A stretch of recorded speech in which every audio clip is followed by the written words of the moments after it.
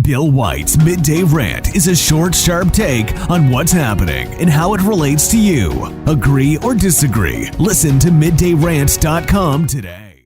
Last December, Prime Minister Boris Johnson categorically denied that any COVID-19 rules had been broken by him or anyone at Number 10, saying quite clearly in the House of Commons and elsewhere that no rules were broken. He repeated this claim a number of times. BOJO uttered that lie when he knew perfectly well that the rules had been broken, and not once, not twice, not 3 times, which some might forgive, but dozens of times, and not by a couple rogue members of staff, but by a majority of the Downing Street employees, but more importantly, by the Prime Minister himself. Frankly, either the Prime Minister lied or he's simply not mentally fit to lead the country. As we approach the 1st of April, this Prime Minister continues to prove time and again that the joke is well and truly on the British public.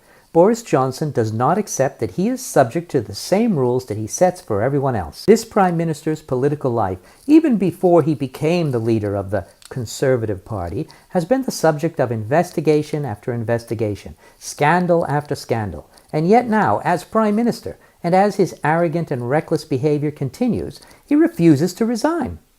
The party faithful, as expected, defend him, claiming among other so-called achievements that he got Brexit done, and that he's implemented a points-based immigration system.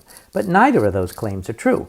We're no further out of Europe than we were before Brexit, and the government's plan to accept tens, if not hundreds of thousands of Ukrainian immigrants, and to grant them immediate access to the national health and to other benefit entitlements because of a war that threatens Europe, which, by the way, we're supposed to have left, reveals that his achievements are not fit for purpose.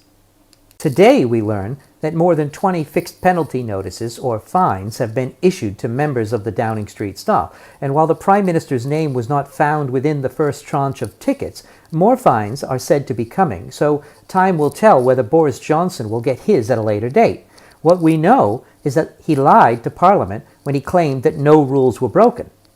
It would be impossible for him not to have known that wine and cheese parties, bring your own booze gatherings, and his own birthday party were not violations of the strict COVID-19 rules he had imposed on the rest of the nation, and to suggest otherwise is to ignore the obvious.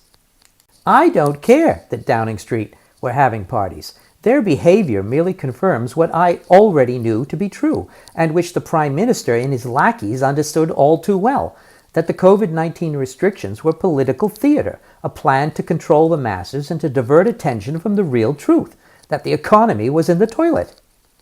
Surely Boris Johnson understands that the pandemic came at the perfect time to protect his administration from the reality of Brexit. COVID-19 was used to excuse why the economy was in a shambles. The government milked that excuse for as long as it could, and then, as if by magic, the Russian invasion of Ukraine miraculously appeared to take the place of waning death and infection rates that signaled that that ruse had run its course, meaning the peasants would no longer submit. The sad truth is that very few people actually believe the Prime Minister when he speaks. The people deserve better.